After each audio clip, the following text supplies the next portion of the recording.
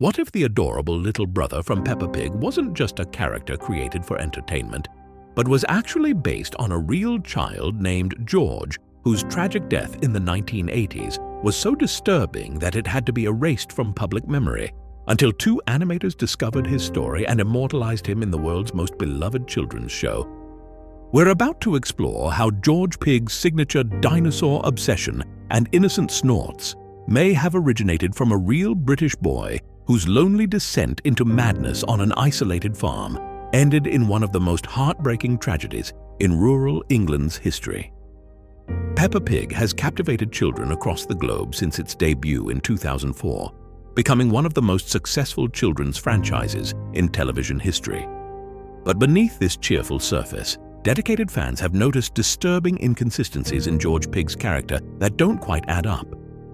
Online forums have developed elaborate theories attempting to explain the oddities surrounding Peppa's younger brother. Some suggest George was adopted, pointing to his unusually strong attachment to inanimate objects and his limited emotional expression. The darkest theory, however, suggests something far more sinister: that George Pig isn't a fictional creation at all, but a carefully sanitized memorial to a real child whose story was too tragic to tell directly. George's obsessive attachment to his toy dinosaur mirrors real childhood trauma responses.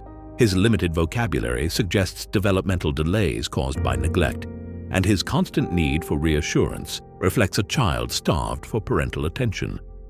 The story begins in the mid-1980s, in a modest middle-class neighborhood in Somerset, England. George Patterson was a quiet boy, barely 5 years old, with enormous blue eyes that seemed to hold more sadness than a child his age should carry. Unlike other children who played in the streets, George preferred the company of his toys, particularly a battered plastic pig he called Mr. Oink. Mr. Oink had a mechanical oink that had long since stopped working, but to George, it was everything. He carried it everywhere, making snorting sounds while playing elaborate fantasy scenarios.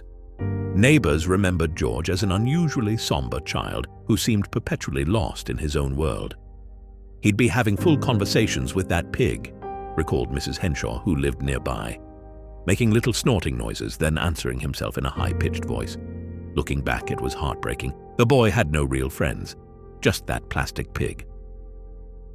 The Patterson household appeared normal from the outside, but something was quietly unraveling.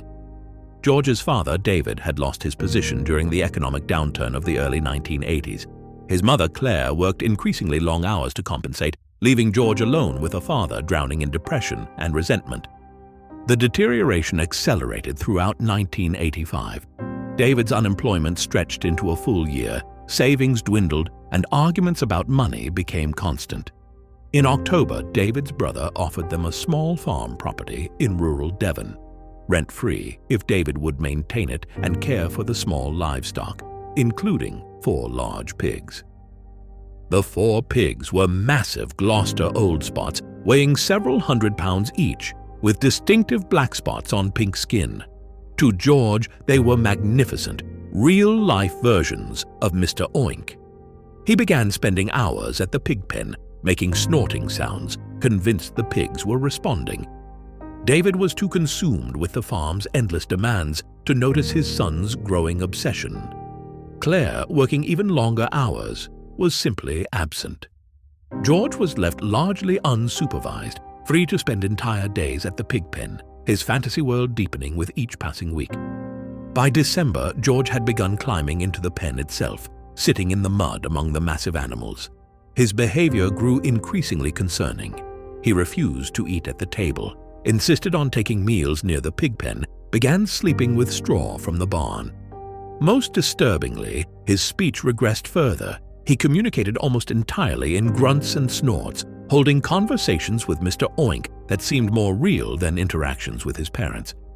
The isolation of the farm meant that no teachers, no social workers, no concerned neighbors could observe what was happening. George was slipping away from humanity, retreating into a fantasy where he wasn't a neglected, lonely child. He was a pig, accepted and safe among his own kind. January 14, 1986, brought one of the worst storms the town had seen in years. Inside the cottage, Another storm was brewing. The electricity had gone out, and David and Claire's tensions erupted into their worst fight yet. Their argument escalated in the darkness, voices rising to compete with the thunder outside. George, huddled in his room clutching Mr. Oink, could hear every word despite the storm's fury. As the argument reached its peak, George made a decision. He couldn't stay in that house. He knew where he needed to be, where he was safe. Clutching Mr. Oink, the small boy crept through the darkness toward the pig barn. The pigs were terrified, spooked by the thunder and lightning, pacing frantically in their pen, squealing in distress. George, seeking comfort, climbed into the pen, something he'd done countless times before. But tonight was different. Tonight the animals weren't calm. A particularly loud crack of thunder sent the pigs into complete panic.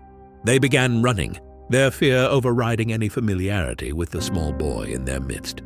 George, realizing too late that he'd made a terrible mistake, tried to reach the fence. He dropped Mr. Oink in the mud and scrambled toward safety. He almost made it. The first pig hit him by accident, its substantial shoulder catching George's small body and sending him sprawling. Before he could get up, the other pigs panicked, their combined weight of over a ton crushing everything in their path. David found him the next morning. George lay in the mud, small and still, his body broken. One hand was outstretched, reaching toward a pink plastic pig that lay just beyond his grasp. The boy's face, despite everything, looked almost peaceful. The official inquest ruled it an accidental death. The Pattersons buried their son in a small ceremony, then separated within months. But the tale of the boy who thought he was a pig began to circulate in Devon and Somerset, told in hushed tones. It became a cautionary tale about neglect, about isolation, about what happens when children slip through the cracks. In 1999, 13 years after George Patterson's death, two British animators named Neville Astley and Mark Baker began developing Peppa Pig.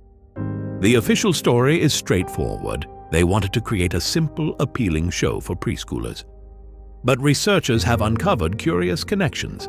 Astley grew up in Somerset, less than 30 miles from where the Patterson family had lived.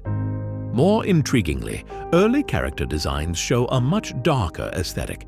Initial sketches depicted the Pig family living on a farm rather than in a suburban house, with George's character described in production notes as traumatized and non-verbal, except for animal sounds. These early concepts were dramatically revised, but certain elements remained. George's obsessive attachment to his toy dinosaur, his limited vocabulary, his tendency to cry and seek comfort, and most distinctively, his signature snorting sounds.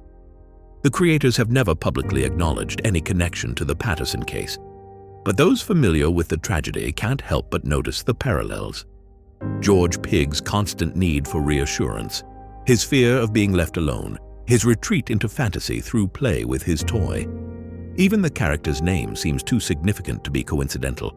Are the similarities between George Pig and George Patterson merely coincidence? Or did Astley and Baker deliberately craft George's character as a subtle memorial to a real boy whose story deserved to be remembered?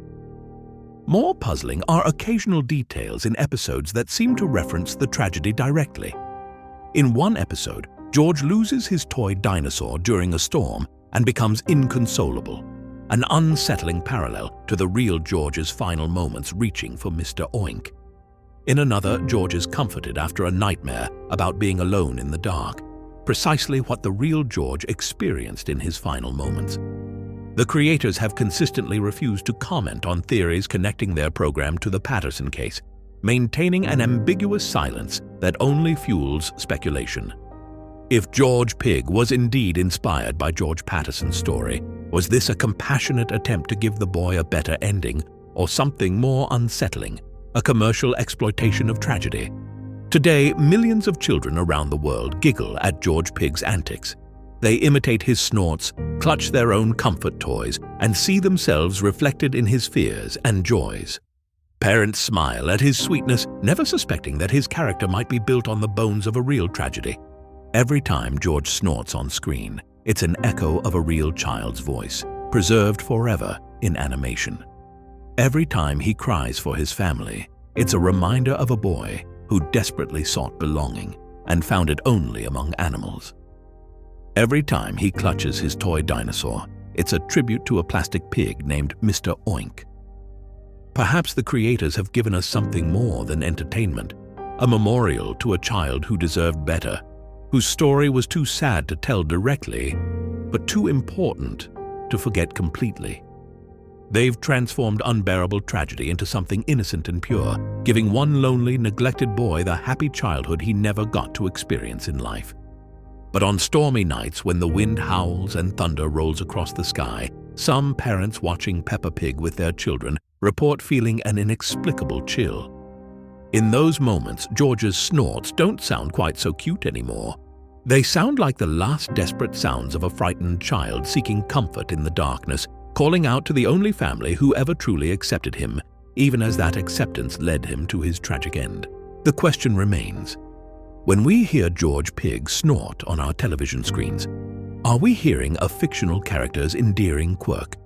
Or are we hearing the echo of a real little boy's voice, preserved forever in the show that might have been created to honor his memory? And perhaps that's where the story should stay, in that uncertain space where horror and hope intertwine, where a child's death can be transformed into millions of children's laughter, where a lonely little boy finally got what he always wanted: a loving family, endless adventures, and the chance to be a pig forever.